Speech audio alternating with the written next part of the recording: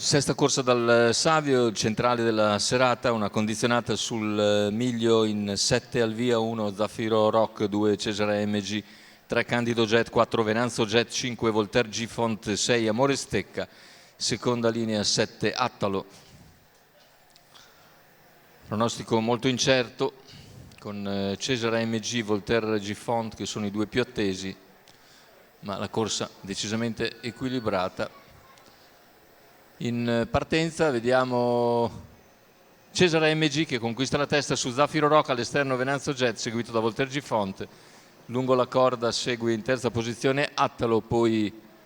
Candido Jet che è partito con prudenza e quindi Amore Stecca in coda. Sulla piegata Cesare MG su Zaffiro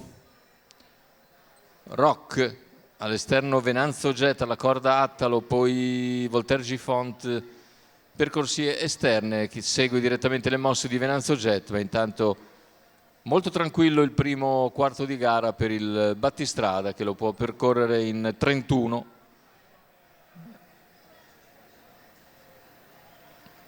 Metà della seconda piegata con Cesare MG che ha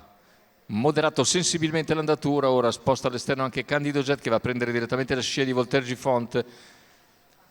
Sempre percorsie esterne, scoperto invece Venanzo Jet che copre Zaffiro Rock, seguito a sua volta da Attalo, sempre in coda Amore Stecca, ritmo che continua a mantenersi blando,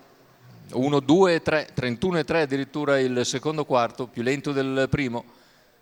Non ha alcun interesse Cesare MG ad aumentare il ritmo di corsa e neppure ovviamente Venanzo Jet, e siamo così al chilometro completato in 1:17,8, ora un parziale in 15,5 di studio, nessuno viene deciso, è così, i primi due possono andare di conserva fino ai 400 finali, andatura che si è comunque ravvivata nettamente con un 14,1. E ora Cesare MG allunga decisamente la rottura di Venanzo Jet, quindi Zaffiro Rock segue direttamente Cesare MG, prova a spostare Voltaire G Font e sposta invece Zaffiro Rock che va su Cesare AMG, Cesare AMG in vantaggio, ma Zaffiro Rock viene come un proiettile nel finale e lo piega. Terzo posto più indietro per Candido Jet, 1:15,2 con 28,1 a chiudere. Si è giocato tutto negli ultimi 500 metri praticamente, con Cesare AMG che ha controllato Venanzo Jet che poi è sbottato di galoppo a metà piegata,